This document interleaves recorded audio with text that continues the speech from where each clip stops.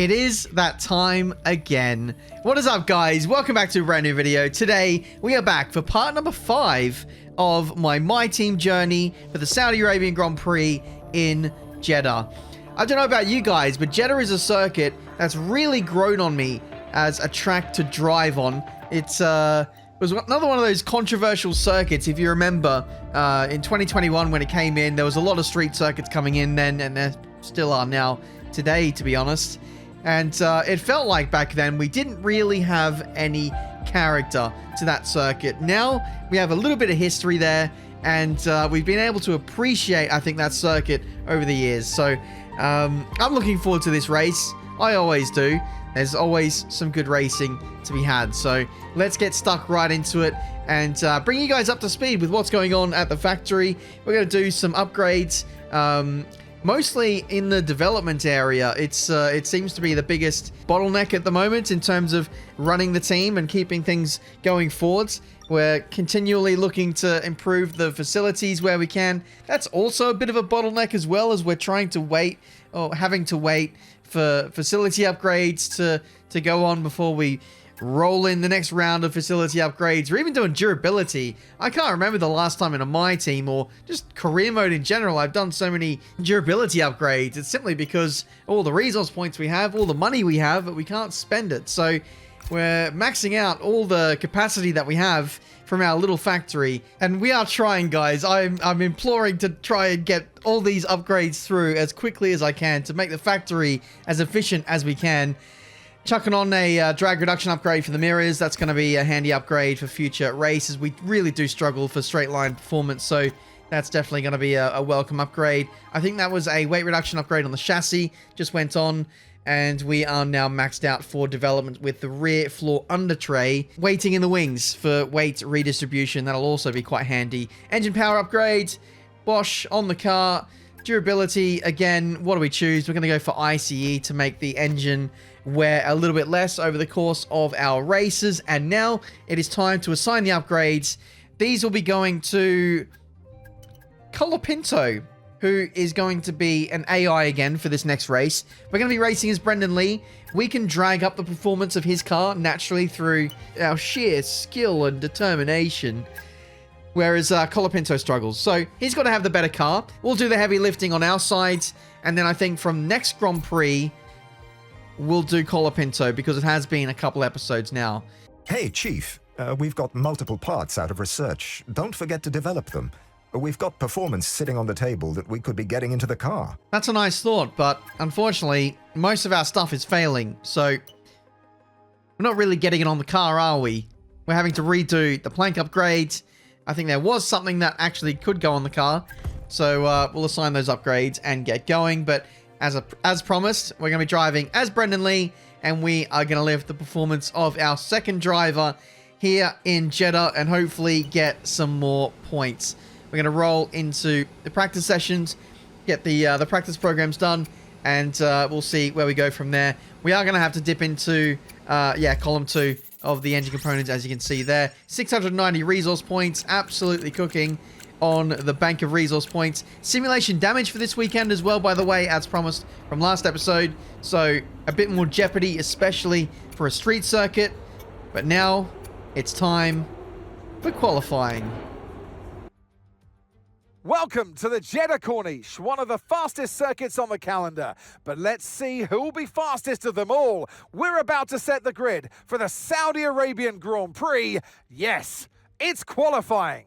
I'm hoping for maybe top 15 qualifying today. I think that could be definitely possible. This is a track where the AI can struggle sometimes, and it's a track where, you know, we've got a lot of experience now. It's not a case of us not knowing where the track goes. We're pretty well dialed into the circuit, and this is a track that I really enjoy. I love this first sector. It flows so much when you get it right. When you get it wrong, like that, it is very punishing. Car bottoms out in this era of, you know, strict ground clearance. You want to run the car as close to the ground as you can for maximum downforce, and when you get too close to some of these high-profile curves, that happens. So we're going again on our second lap. Still on the same set of tires we just aborted from before. And yeah, we're going to see if we can set a banker time. Colapinto, P11, slowest of everyone who has set a time apart from me because my lap didn't count. Rounding the last corner here, and a lot of understeer heading into the apex of the last corner. I could probably... No, I have already dialed back the brake bias quite rearward, so that's not really going to help things so far. It's more a case of getting the technique right there. So, yeah, first run, and looks pretty promising. 1.5 seconds off the pace of pole position, which I think is the closest we've ever been so far this season. So, encouraging signs for us, but not so for Colapinto, who was 3 seconds off the pace. Either he had a botched lap or the upgrades seemingly aren't working. Rounding through here again, that curb nearly causing us some grief there. Really pushing the limits over here, and we've run wide. A bit of understeer creeping into the setup this weekend, and that puts pain to our qualifying. That is us done for the rest of today, and that is P17 in qualifying. The Delta was lying to me. It said I was 9 tenths up. We were 2 tenths down in the end, so bit of a head scratcher there for us. P17 on the grid. I don't imagine Colapinto did amazingly. He is P21. 4 tenths ahead of Stroll, though, who is having a stinker of a season so far in that Aston Martin. Maybe they, as well, are only able to get one upgrade on the car at all times. But yeah, P17. Let's see if we can move forward with sim damage. Anything's possible. So here we are then, welcoming you today to one of the jewels of the Arab world, Jeddah. One of the biggest cities in Saudi Arabia, second only to Riyadh, gateway to Mecca, and one of the biggest ports in the region. And now, host to the Saudi Arabia Grand Prix. I think if there's anything I can do to help my teammate in today's race, and I'll do my best to help him where I can, I think there's maybe something in helping the AI. If they can get a good result, they can improve their focus, get a bit of momentum going. It certainly doesn't help Colapinto's confidence seeing Brendan Lee just jump in and have some very good races occasionally. So, yeah, if the opportunity presents, certainly with some safety cars, some well-timed strategy, we could very much spring a surprise on some of these midfield teams, which is what we're going to aim to do. Now, we've been caught out with tyre strategy this weekend. In the game, we've somehow been locked into the harder compound strat, which is not something I would have chosen. I think the setting has been left on from last weekend when I wanted too hard. So I think we're forced now to do a one-stop on medium and hard. The formation lap gets underway here in Saudi Arabia, and every driver will be looking to settle in for the race ahead, making sure their car's ready for the battle once the lights go out. It could be that medium hard is the strat anyway, but if I had full choice of what to do in this race, I would probably do soft, medium, medium. We've seen so far that 2 stops are very viable on F125, but I get a bad feeling that this is going to be a tough race on tyre wear with all these high-speed corners, but I could be wrong. As we gear up for this race, the 5th race of the season, hopefully more points await. 5 red lights, and we are underway for the Jeddah Grand Prix, and the V-Carbs kind of tripping over each other as they get up into top flight. Heading into turn 1, we've got the outside line. It'll turn to the inside for the next right-hander. I think someone's got some damage. It is the Piastri of McLaren. It's the McLaren of Piastri. There we go. But we'll have to get a replay of that just to see exactly what happened. I was a bit more focused on what I was doing than more so what Piastri was doing. That's a terrible run through the left-hander. It's always better to run wide there than to hit the apex, literally, because you will have a left front tire disappear. But Piastri, I think, is actually holding us up here with his front wing damage. He might be in the quickest car, but it doesn't matter when you got front wing damage. If you're a slow car, you're a slow car, and I want to put you behind me. Trying to go around the outside, but not quite got the grip and maybe even the tire temperature to do that just yet. But Piastri's going to be rapid on a straight and really slow through the corners. So this is going to be quite a devastating combination for us to try and get through, especially with the dirty air as well. It's a compounding effect. No DRS just yet. Going to overtake, and Piastri had to lift there because he cut us off and nearly put us in the wall. It looked like there was a gap opening on the left-hand side, but he quickly closed that. I don't know what he's doing. He's not really in our race at this stage. I think he's got to make a pit stop to change that front wing, because I imagine it would be red, and there he goes, serving that pit stop, which is probably going to ruin his race unless he goes hards all the way to the end of this race. Even then, that's going to be quite the compromising race strategy to see him out through the rest of this race. Already had a bad weekend qualifying in P15, and that just compounds things. Here's the replay, and that does look pretty dodgy. I can't lie. I guess maybe Piastri didn't see me until the very last second. It was lucky as well that I kind of hesitated there and lifted off the throttle to allow us both to exist. And I went to the left-hand side because when I had the run on him, there was no space on the right. So left was my only option, and it's really hard to run side by side through there. Just the contouring of the circuit means you're kind of wish-washing from left and right anyway. And there's the contact. It's Piastri running into the side of the Alpine, and on sim damage, you're not going to get away with that. So, you know, we just changed the settings for this race weekend. If we were running settings we were previously, Piastri would have got off scot-free. So that's a free position for us. You guys might have thought that sim damage was going to hurt me. Well, guess what? We're already seeing the benefits already. The Alpine's getting pretty feisty on this second or third lap. Hopefully they can keep battling and give us the margin we need to, yeah, just pull away and do our own thing. But you can see 3 wide into here. Hülkenberg, the Williams, and the second Alpine getting very close for comfort. Carlos Sainz trying to fend them off. Hülkenberg is the only driver in the entire field, by the way, who has started on the soft compound tyres. Might be the only driver to run the soft compound tyres today. Of course, I don't know what the strategy of the AI is going to be at this stage, but I don't imagine we have to wait long to find out if they're doing a 2-stop or not, because surely you're boxing by lap 10. Even runners on mediums are boxing by lap 10 if they're doing a 2-stop in this race. So we'll find out very soon. Hülkenberg peels in for his first stop. So there we go. Hülkenberg trying to maximize the incoming set of medium tires, I would assume. Yeah, it is mediums. Have to get my binoculars out for that one. Hulk making the undercut. And yeah, that could be a really good strategy. So keep an eye out for the kick Sauber. Meanwhile, we've got Fernando Alonso in the Aston Martin retiring from this race. We've seen some power unit issues from Mercedes-powered cars in real life, and now that's translating over to the customer teams of Aston Martin. So, yeah, that's not going to be a happy day for Aston Martin today. Lance Stroll is already in last place, and now Alonso is out of the Grand Prix, so no points for those guys, you would have to assume. Lap 8, catching up to the likes of Jack Doohan and Carlos Sainz. What can we do against these guys? They are in quicker cars, and to be honest, even though they are battling, they are squabbling, they're not exactly holding me up. They're actually kind of helping me in this race, but I'll try and overtake Sainz if I can, get to second in the train, and then try and mitigate the squabbling. If I can just work with these guys in a more efficient manner, maybe we can start to catch up to the likes of Antonelli, George Russell, some of the big boy teams in this race if they start squabbling as well. But as you can see, we're kind of struggling to just maintain our track position in this race. Carlos Sainz in the Williams, very, very quick car, and this is a circuit that's probably going to suit the Williams. They are bailing out of this strategy.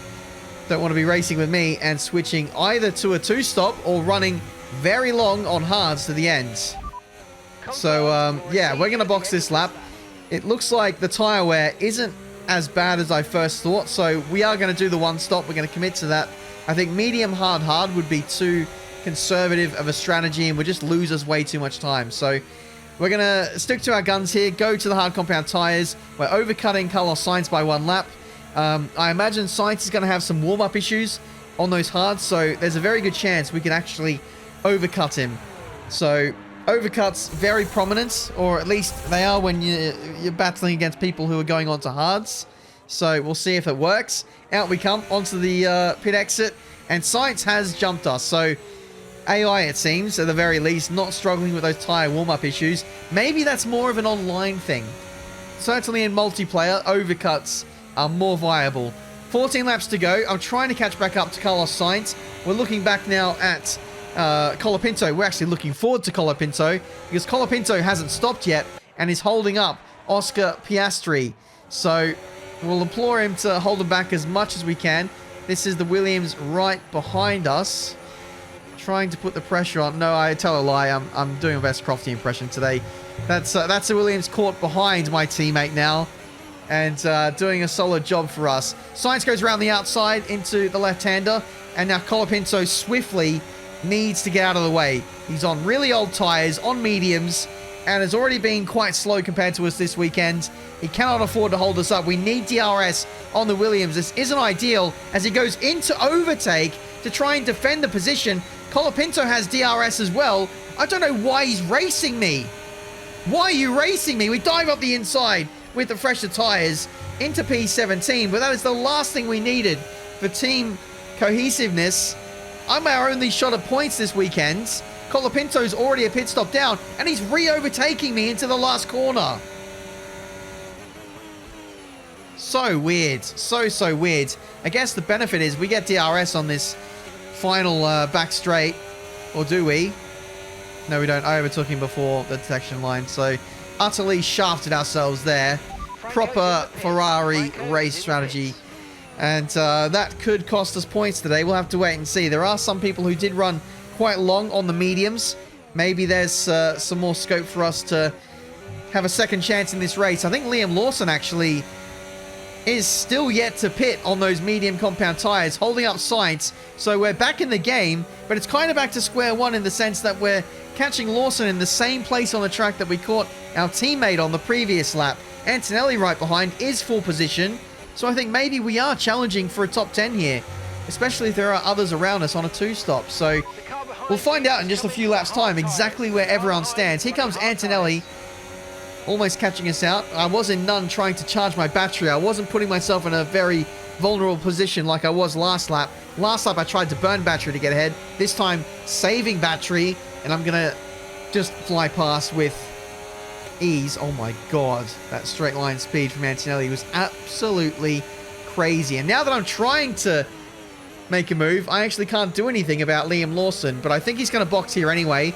You don't want to go any longer than now on that first set of tyres, and there he goes, peels off into the pit lane. A few others have boxed as well, promoting us up to P12, even though we get overtaken by Antonelli. We re-overtake him into turn 1. I really want to hold this position. I want to get in between Antonelli and Sainz. I don't want these guys to be squabbling. I want us to be working as a nice, cohesive train to work together. I'm quite desperate under brakes there, trying to get ahead of Antonelli. It seems like I'm really good under brakes as well. Into that last corner, that wasn't a good example. But the AI, with all their straight line speeds, means that they have to brake quite early into the last corner. We're running at least 10 clicks higher front wing and rear wing than the AI. We're still running preset setups. The AI are running with the increased top speed setup. We're running with the balance setup. So we're 23 wings. They're probably about half that in the ballpark of that kind of region. So that's going to be quite the difference in terms of straight line speed. But what that means for us is we can go faster through the corners, but it also means we should be better on our tires. So keep an eye out for that. In the dying laps of this race, we should be able to have a bit of firepower compared to some of the cars around us, as long as we can stay in their DRS.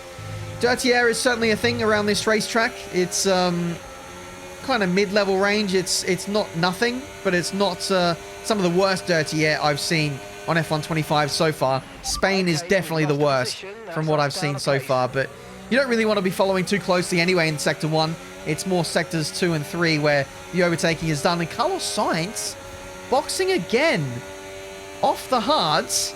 It was a slightly early pit stop, but he only boxed one lap earlier than I did. Surely Sainz in the Williams could go to the end of the Grand Prix. That's certainly our plan, as he goes from hards onto another set of hards. So Williams, much like me, running the conservative harder compound strategy, but actually using it in the race with 6 laps to go in this race. I don't see any way that Carlos Sainz recovers and gets back in the points in this race. He's down to P18 as we cut to lap 21. We've got Max Verstappen closing in on Lando Norris, who's been catching him for over half the Grand Prix. This is us now looking back towards Oscar Piastri in the other McLaren, who is about 10 seconds back, overtaking one of the V-Carbs here. So thankfully, not really a threat for us unless we completely drop off the face of the earth. But I don't imagine we're going to do that. We've got the slipstream of Antonelli. We are having to fuel save. I did underfuel a little bit. Oh, no, I didn't underfuel. I didn't put enough fuel in this race. And with the increased aero, it's meant that we're just burning more fuel than I thought we would in this race. So Nothing too crazy to worry about, but it is something we're having to work on in this race. Max Verstappen takes the lead of the Saudi Arabian Grand Prix, and Lando Norris in dirty air for the first time in this race has a massive moment out of the last corner, just following a bit too close to Max. Maybe that McLaren is struggling for tyres. Lando does regroup on the next lap, and with the help of Slipstream and DRS, flies past Max Verstappen and into the lead of the Grand Prix once again. But unfortunately, he's given Max DRS for the next straight, so this is all a bit of a dress rehearsal for the dying laps of this race, and that battle is certainly not over. I'll keep tabs on that battle and make sure that we're covering both our battle with Antonelli and the lead battle between Lando and Max, because that is spicy. But for us, I actually feel quite confident that we could be able to mount a challenge on Antonelli. We're saving our tyres, saving our battery, and putting ourselves in a strong position for the last lap. But we'll save that for a few corners time. Let's go back to the race leaders, and here we go, heading into the last corner. Lando again elects to give Max the DRS on the run up to the line. I wonder if he's kind of luring Max into a false sense of security, just allowing Max to keep leading as he crosses the line. Actually, I think Lando probably led as he crossed the line, so it's going to be quite close no matter which way you slice it. But Max is going to have the early ascendancy on this last lap. Lando is following in the dirty air and having to work just that much harder to stay close to Max through the middle sector. We have to go back to us now because we're getting very close to Antonelli, and we want to make sure that we're in a position to overtake. As you can see, that's a massive slide for Antonelli, and that's all the invitation I need. We're going to go up the inside, heading into this left-hander. It's a bit ill-advised, not the kind of place you want to go side by side, but it's an opportunity for us to get ahead anyway, and we've taken the position. We're going to save our battery for the rest of the lap and see if Antonelli re-overtakes us. It won't be the end of the world if he does. Here is the race leaders. Lando Norris is going to have DRS on the next straight, but who's going to have the crucial DRS on the final straight? Here we go. This is going to get very, very spicy. The two race leaders could very well take each other out. We know what Max is like when he has to defend a position, especially when he's got the inside. And it looks like Max is going to get the DRS side by side. Do they leave each other space? Yes, he does. And Lando is going to go on to win the Grand Prix. Neither of them getting any DRS. So Max has been absolutely shafted there. Absolutely shafted. Max should have got the DRS. He was the car behind heading into that corner. Unless at the detection line, they were dead even. That's the only scenario where they both don't get DRS. We've let Antonelli go because we're saving even more battery for the run into the last corner. Here we go. We can go full blast on the battery. 60, 70% left into overtake. We know Antonelli's a little bit slow heading into the last corner. We might send it up the inside as he brakes super early. That's going to compromise our exit. I'm not sure who's going to get DRS here. We go up into overtake ourselves, and we are going to fraud a top 8 in this race with Brendan Lee. And that's the end of the race. We'll see you in Parc Fermé. Let's go, boys. Dinner's on me. Brendan is very happy, and I am a happy team boss. 4 points. Here's the checkered flag, and our winner has Landoed. It's Lando Norris for victory.